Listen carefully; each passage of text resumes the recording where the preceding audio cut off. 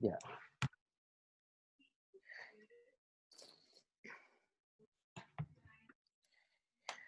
A ver, hago un breve repaso de lo que vimos la vez pasada. Yo después esto lo subo como PDF a la clase ahí en Canvas.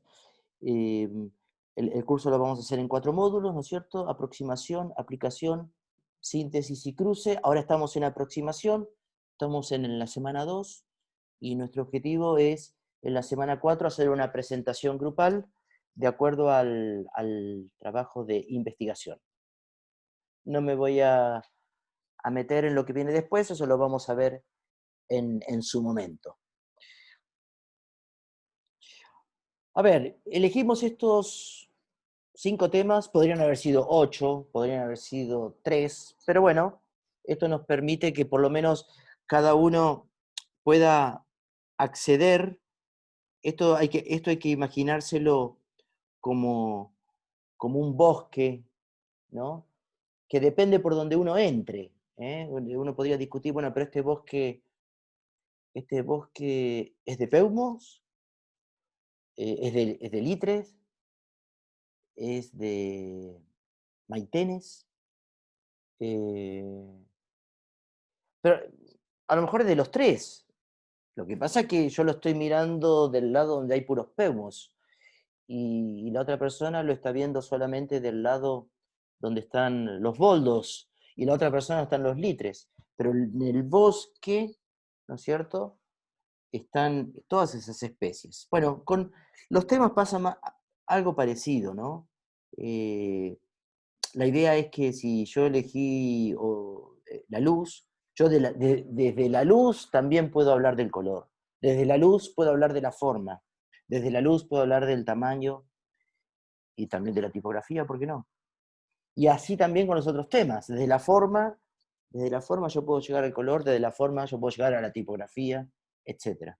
Entonces, este sería como un primer mensaje. Cuando ustedes se meten por un tema, no es para que se queden eh, encapsulados, sino que es para que iniciar un camino. Si ustedes desde el color quieren ir hacia otra área, bueno, eh, háganlo. Lo importante es que todas las cosas que se hagan puedan ser justificadas, ¿eh?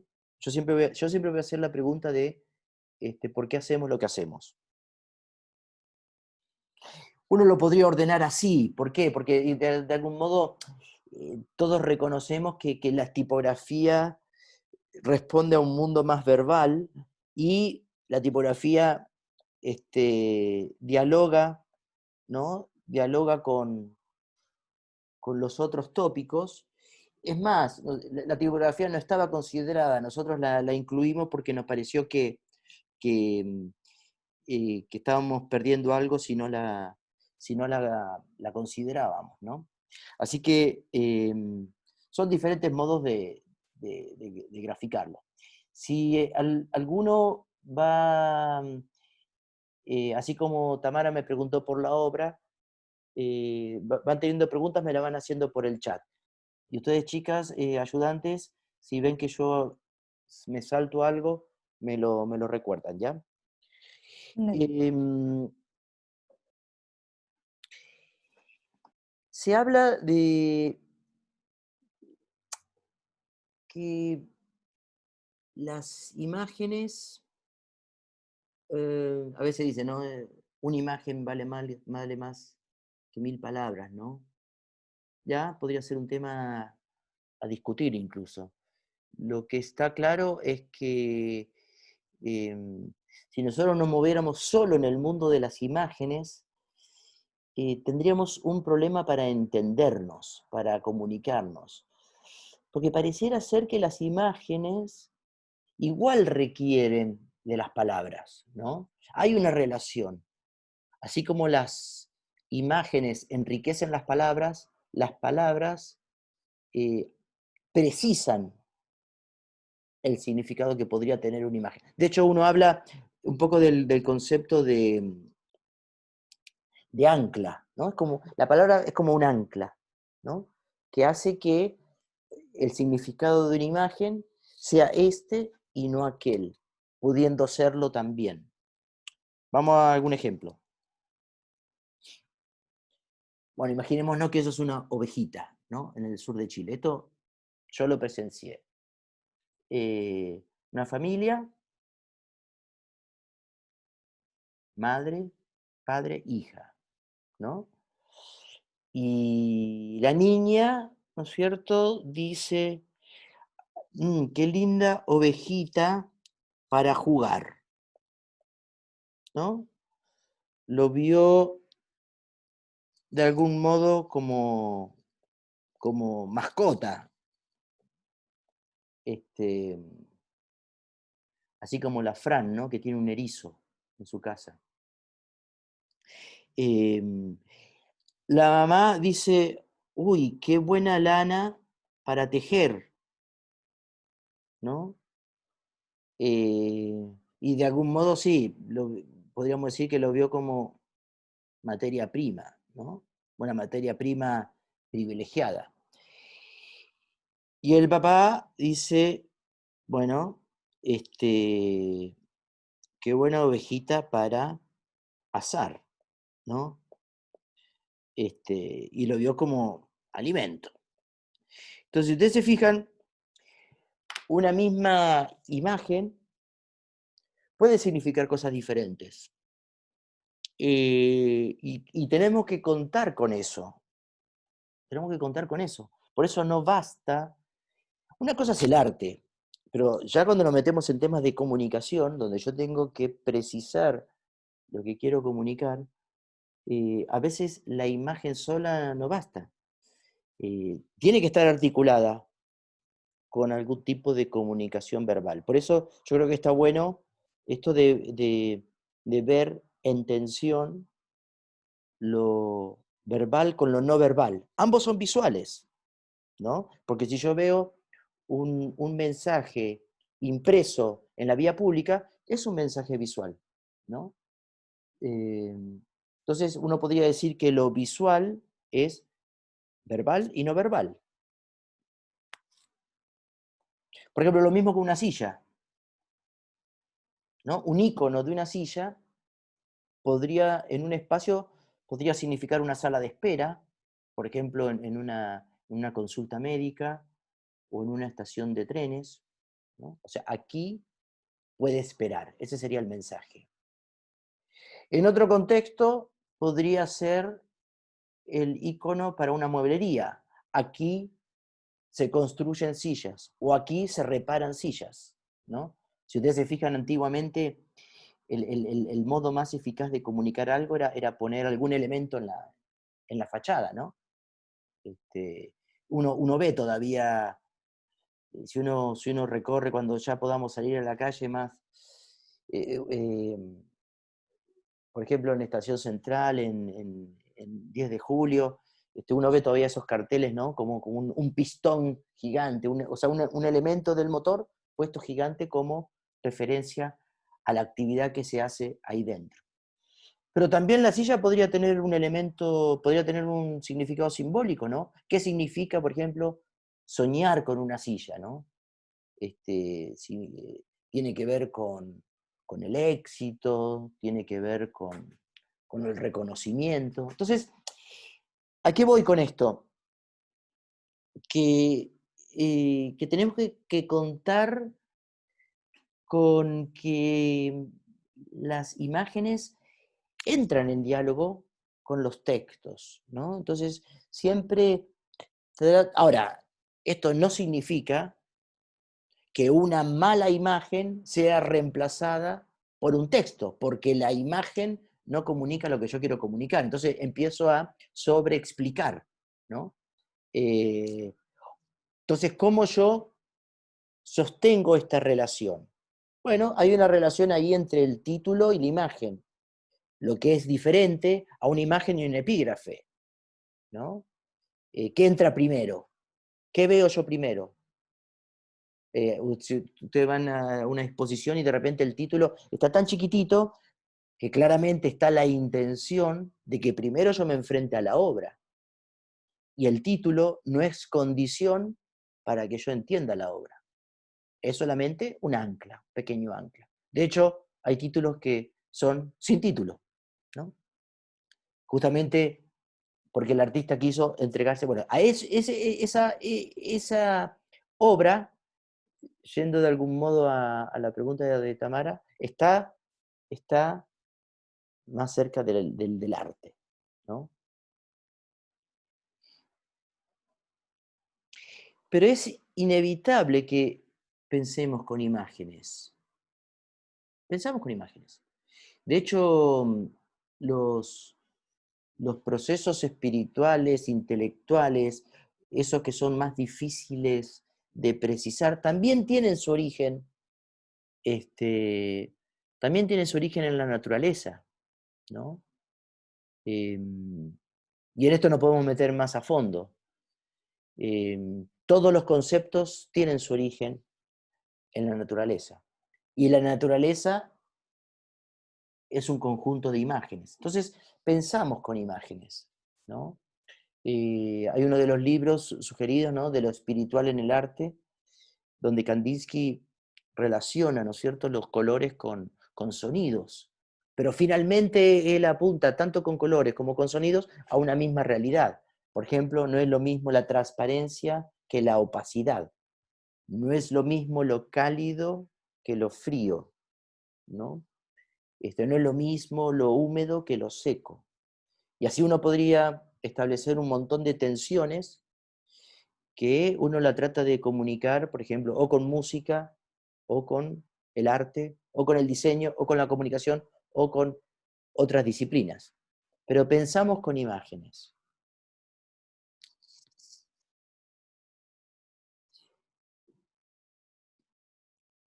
Y de algún modo, en la historia de la humanidad, si siempre ha estado como lo más elevado, de algún modo asociado a lo perenne, a lo permanente, a lo, a lo que no cambia. Las estrellas, ¿no?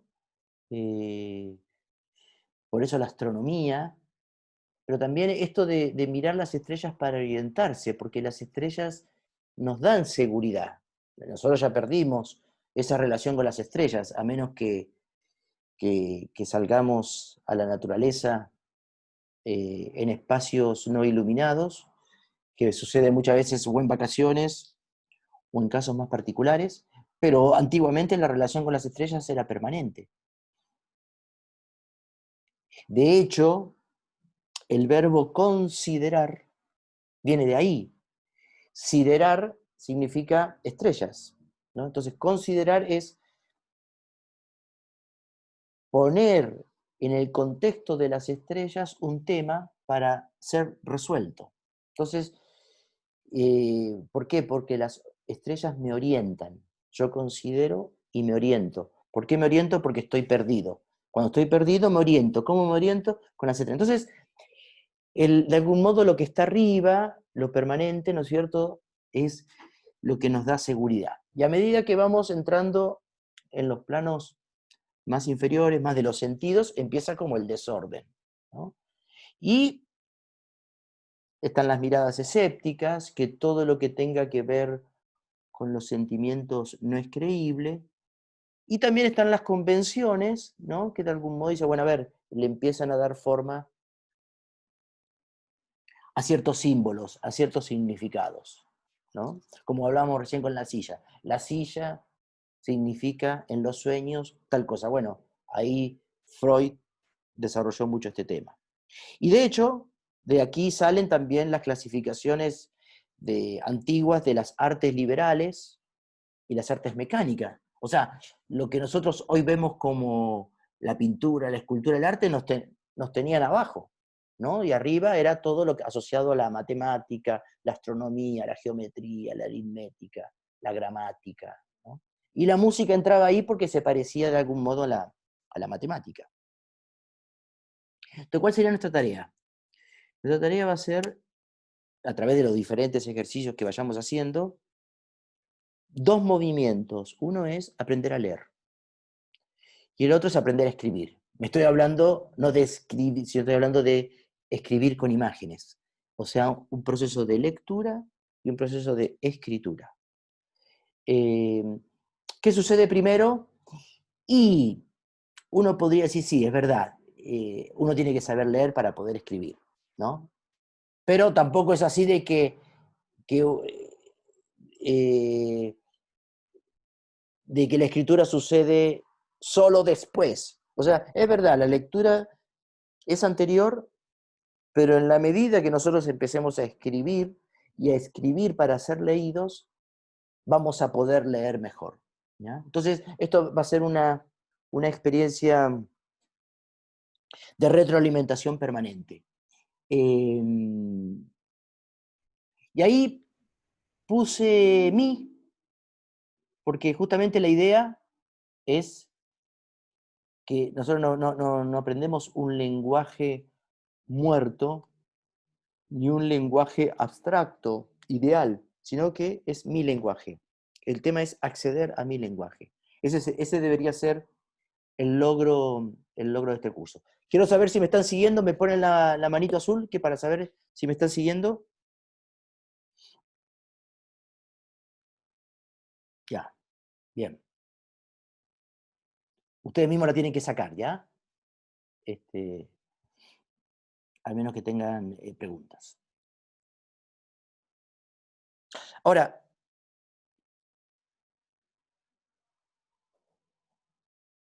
esta experiencia visual de la que estamos hablando es una experiencia dinámica. Es dinámica.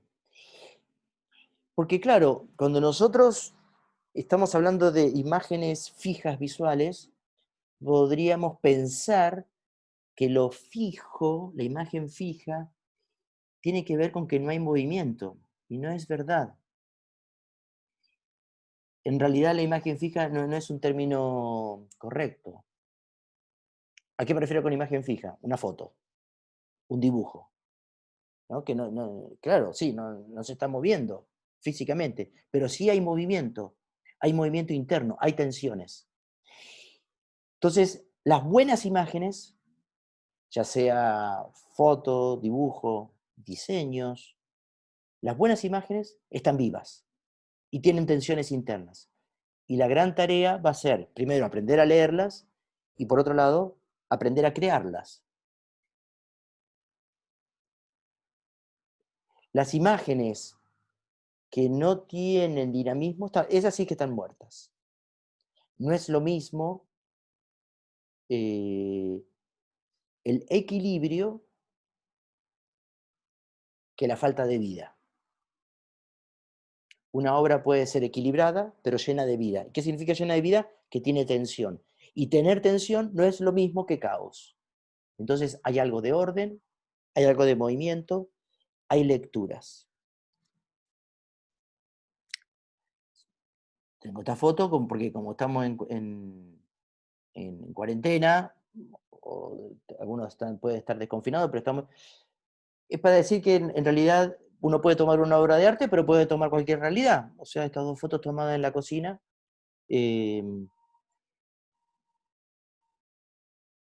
nos permiten hablar de composición visual, nos permiten armar de equilibrio, donde los elementos, donde los elementos no se leen en forma aislada, sino que se leen en su contexto. Es más, yo podría decir, bueno, a ver, acá a lo mejor hay una lectura, hay un romero ahí que separa otro mundo. Podríamos a lo mejor hablar, ¿no es cierto?, de dos mundos. Podríamos hablar de que este mundo quiere entrar a aquel. Podríamos hablar también de que a lo mejor este mundo se está separando. Podríamos hablar de un movimiento interno, podríamos hablar de una estructura personal en cada uno de ellos. Y en el de abajo, más allá de cada una de las unidades, Podemos hablar de ciertas estructuras que generan los campos visuales y podemos hablar de ciertos recorridos, ciertas tensiones visuales que van sucediendo que hacen que una obra sea leída de algún modo o de otro.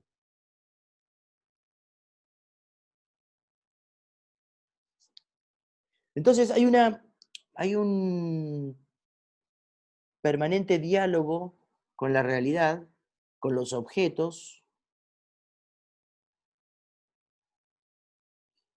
que nosotros los vemos, pero también componemos.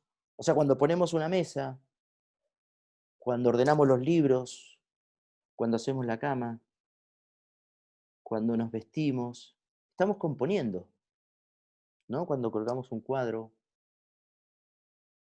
cuando iniciamos, cuando hacemos una presentación, cuando escribimos un mensaje. Lo que hacemos es asignamos un lugar dentro de un todo. O sea, no es que justaponemos las cosas así nomás, sino que le damos un lugar. Y ese lugar puede estar bien puesto o mal puesto. La idea es que nosotros vayamos desarrollando la sensibilidad para que ese lugar que pongamos, ese lugar que elijamos dentro del todo, genere una tensión tal que sea atractiva para ser mirada y que genere un antes y un después. ¿Por qué me gusta una foto? ¿Por qué me gusta una obra artística? Más que me gusta, ¿por qué me atrae? ¿Por qué no puedo dejar de verla? Una obra musical. Es porque seguramente sus elementos están ordenados de modo tal que hacen que haya una consistencia interna. Entonces, los objetos siempre van a estar dentro de contextos. Y ustedes cuando encuadran para sacar una foto, ustedes están recortando la realidad y están ubicando el objeto o el sujeto, ¿no es cierto?, que quieren fotografiar en un contexto. No existe objeto sin contexto. De hecho, el contexto es lo que hace que un objeto, por ejemplo, sea percibido como grande o chico, del tamaño, ¿no? O iluminado o no, la luz. O sea, el mismo objeto con una sombra proyectada lo transforma en un objeto iluminado. Lo mismo con el color y lo mismo eh, con la forma. Ningún objeto está aislado. Siempre va a estar en contexto. Y a veces es justamente el contexto, la relación del objeto con el contexto es lo que me va a mí exigir la composición, el componer. ¿Dónde ubico este objeto en este contexto? Si lo pongo aquí, empieza a pesar más. ¿Por qué pesa más? Si lo pongo acá, pesa menos. Pero al pesar menos, se me desequilibra la imagen.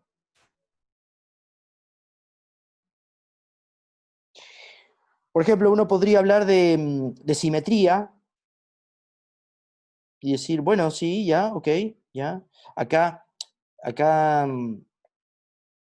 es verdad, hay contexto, ¿no es cierto? Hay una, hay una, hay un marco donde funciona el todo.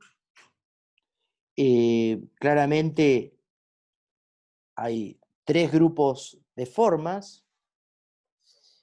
Que rápidamente las identificamos, las diferenciamos, o sea, podríamos decir que tenemos tres grupos eh, de diferente carácter. Quizás esta, en términos formales, es la más difícil de precisar, porque es irregular, porque si bien son diferentes hojas, orégano, romero, tienen un mismo color, la veo como un todos. Claramente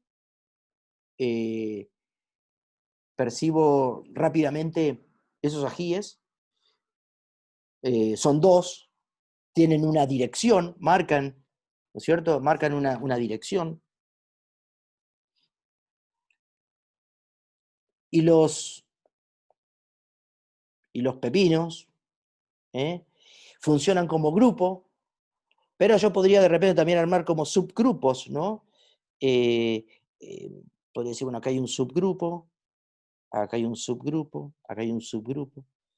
Claramente tienen un peso dentro de la imagen, pero de algún modo sustentan al todo, sustentan a los otros dos. La pregunta ¿es una imagen equilibrada?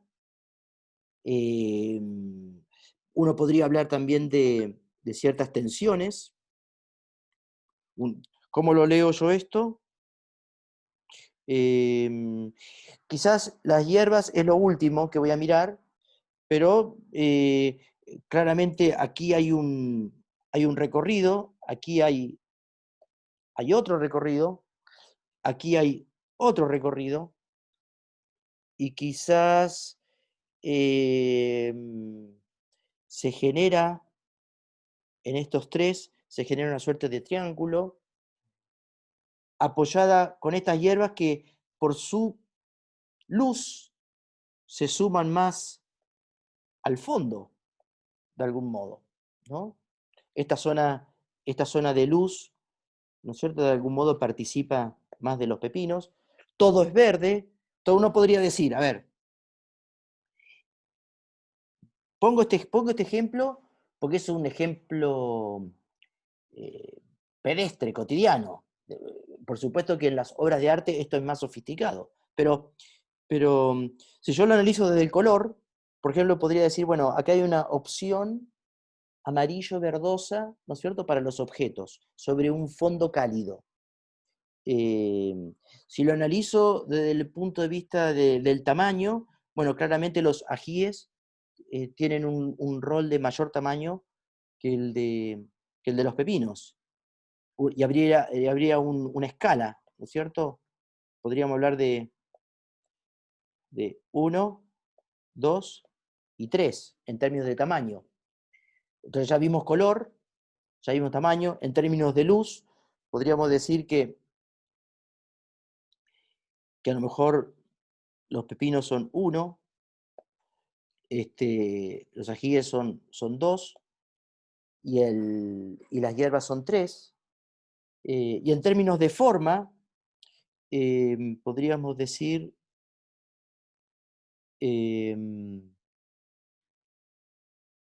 que, claro, las formas geométricas nos atraen. ¿Por qué? Porque son más fáciles de comprender, ¿no es cierto? Los pepinos nos atraen. En segundo lugar, a lo mejor podríamos decir los ajíes, podríamos decir como una suerte de prismas, como una suerte de rectángulos alargados. Y en tercer lugar, la hierba, que es una cosa un poco más irregular. Entonces, ¿qué estoy diciendo? Que estos tópicos, estos códigos de forma, tamaño, luz, color, nos permiten empezar a leer imágenes.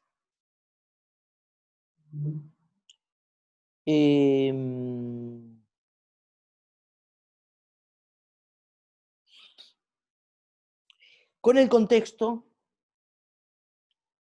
el objeto es percibido como una estructura organizada. O sea, nosotros pasamos de ver unos simples ingredientes para una comida a empezar a ver estructuras internas. Y no como un mosaico de elementos. Las cosas no están simplemente yuxtapuestas, tienen una estructura, arman una estructura.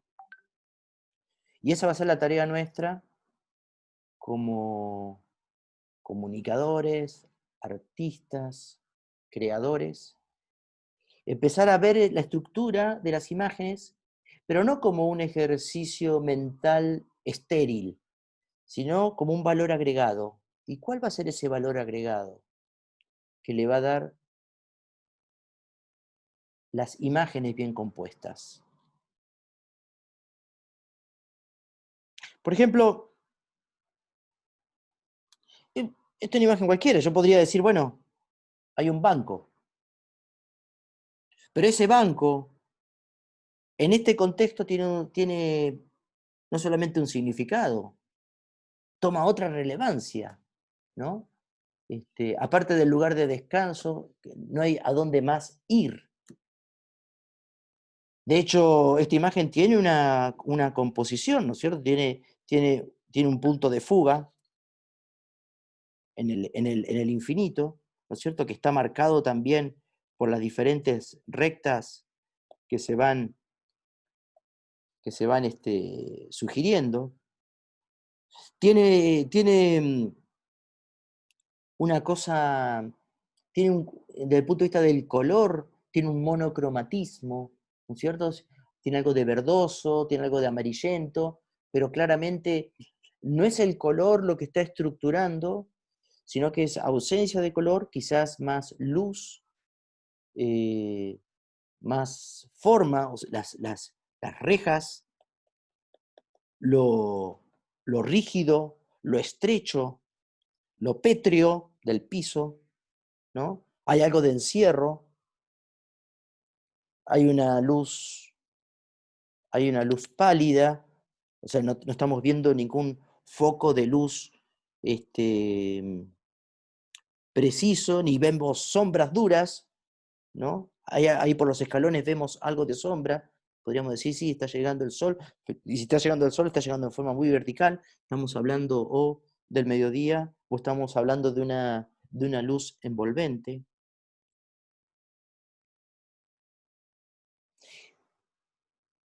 Siempre que componemos, lo que hacemos es distribuir los elementos en torno a centros de gravedad. Nosotros conocemos la gravedad, ¿no es cierto? Porque las cosas, cuando las soltamos, se caen. Bueno, en términos visuales también. Las cosas tienen peso. A eso se llama el peso visual, ¿no? Peso. Tenemos peso visual. Hay cosas que pesan más y hay cosas que pesan menos. Entonces ahí sería interesante para ustedes ver, de acuerdo a los temas que elegimos, cuáles son las cosas que pesan más y cuáles que pesan menos. Por ejemplo, la luz. ¿Ayuda a que algo pese más o pese menos? ¿Cuándo pesa más? ¿Cuándo pesa menos? Color. ¿Cuándo pesa más? ¿Cuándo pesa menos? Forma. ¿Cuándo pesa más? ¿Cuándo pesa menos? Tamaño. Entonces, nosotros vamos calibrando los tamaños, las formas, los colores, las luces, para que empiece a haber un juego de equilibrios, ¿no es cierto? Así que bueno, nuestra tarea va a ser la composición visual. Ya está haciendo, ya está haciendo. Y yo estoy seguro que ya para las próximas presentaciones, ustedes van a ver, esta presentación, así como yo la hice, podría redistribuirla de este modo para equilibrarla mejor. ¿Y por qué? ¿Cuál es el sentido de que haga algo más equilibrado? Cuando yo construyo imágenes que son equilibradas, esas imágenes pueden ser mejor leídas. Y al ser mejor leídas, por un lado son más seductoras y por otro lado son más eficaces. Entonces, nuestra tarea va a ser también poder desarrollar imágenes potentes que hagan, uno, que uno se detenga, y dos, que uno se quede y que salga de ahí con un mensaje. Entonces, esto no se logra de un día para el otro, pero sí es bueno saber qué sucede, ¿no? Lo que yo hago cuando construyo una imagen es establezco un movimiento visual significativo. No entro por cualquier lado, es como una casa. No entro por la ventana del baño, entro por la puerta principal y hago un recorrido. Entonces, esas son las obras que nosotros tenemos que hacer. Obras que tengan un recorrido. un recorrido sugerido, establecido, no sobreexplicado. Y ahí empiezan a funcionar los elementos. Funciona el color, funcionan los textos, funcionan las luces, funcionan las composiciones. Y para terminar, voy a terminar acá, si no voy a tomar toda la hora, volviendo a la pregunta de Tamara, por ejemplo, esta es una obra, ¿no? Esta es una obra de un artista, en este caso una obra plástica. Puede ser una obra arquitectónica, puede ser una obra de diseño, puede ser eh, podría ser una obra musical, pero como estamos en lenguaje visual, vamos a hacer obras visuales. Podría ser sí, podría ser una escultura, ¿sí? Una fotografía, ¿ya? Obras visuales, ¿ya? Y yo la obra visual eh, la miro desde el tema que elegí, ¿no? Por ejemplo, del tema de la luz. Si yo tuviera la luz con respecto a esta obra, yo podría decir, bueno, cómo la luz eh, claramente hay un elemento que resalta por sobre el resto, en primer grado, ¿no es cierto? Claramente, si yo entro por la luz, ahí hay un tema. ¿Y cuál es el tema? Y bueno, hay una referencia a una guitarra, ¿no es cierto? Entonces, la luz hace que yo me vaya hacia un tema y no hacia otro, que por ejemplo podría ser este tapizado o ese mismo tapizado, que me llevaría a otra cosa. Si la analizo desde el punto de vista del color, yo podría decir que, bueno, tenemos, ¿no? Tenemos dos grandes campos. Tenemos un campo más frío, azulado, verdoso, y uno más cálido, amarillento, naranjado. Entonces podría hablar de una tensión entre estos dos mundos. Algo más que eh, podría referirse o al cielo o al mar, y el otro que podría referirse más incluso a cosas antiguas, a maderas, a papeles. Ahí tenemos papeles de diarios o papeles de decorados, ¿no? Claramente ahí hay dos mundos. Si vamos al tema de la forma, bueno, tenemos otro criterio, tenemos formas ortogonales, ¿no es cierto? Y tenemos formas orgánicas, y que también nos pone en otra tensión. Si lo vemos desde el punto de vista eh, de los tamaños, eh, yo diría que a grosso modo los elementos que aparecen aquí aparecen más o menos equivalentes en términos de tamaño. No hay grandes diferencias, pero uno mirándolo así a grosso modo podría decir, bueno, aquí hay una gran guitarra, ¿no? Una gran guitarra en un interior donde hay diarios puestos sobre una mesa y un fondo empapelado. Bueno, entonces cualquier obra, Tamara, ¿contesté tu pregunta?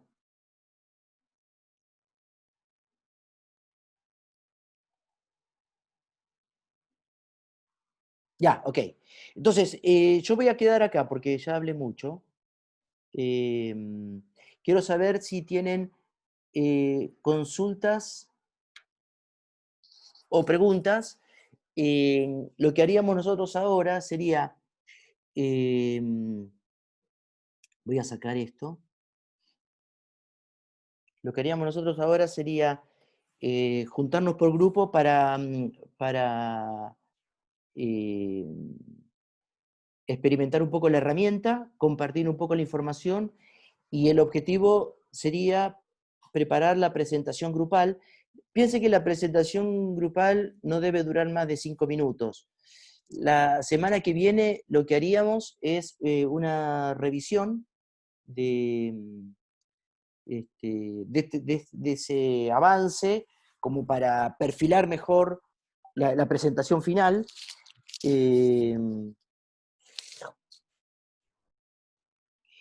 Y eso lo haríamos fundamentalmente en los trabajos en las secciones, ¿no es cierto, Fran?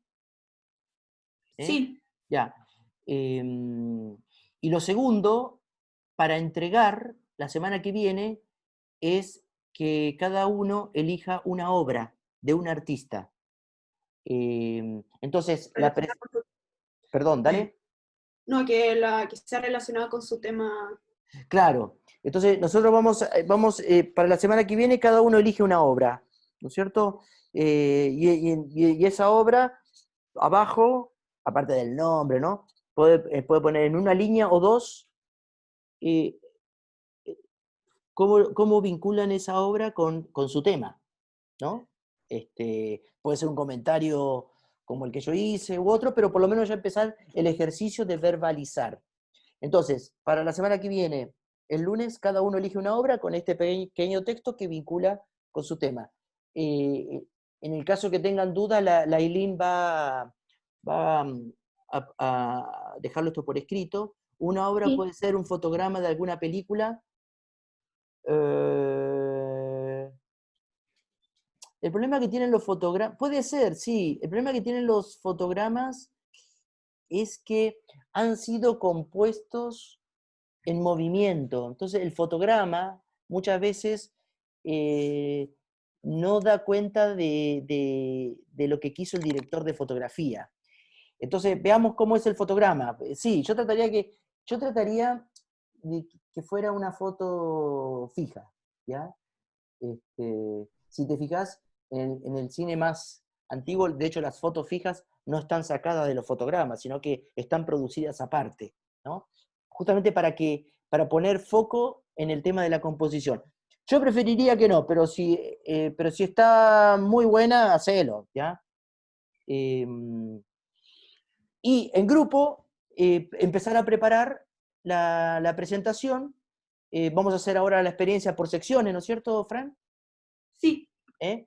Y yo los vería a ustedes ya la semana que viene. Pero quiero dejar abierto el espacio por si alguien tiene preguntas ahora a mí con Sí, respecto a... profesor.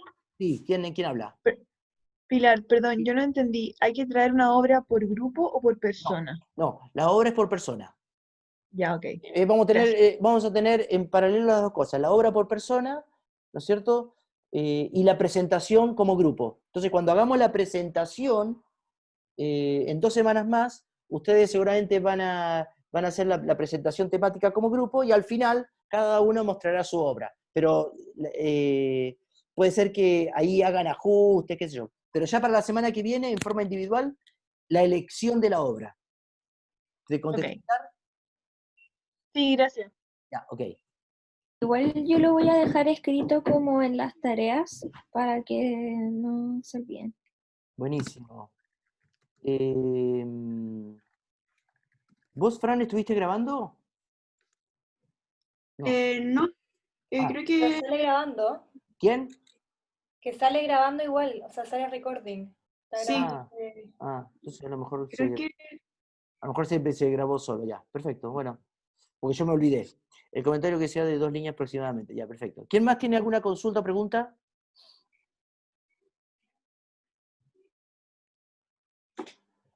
Ya. ¿Profe? Sí, ¿quién habla? Hola, habla Damaris.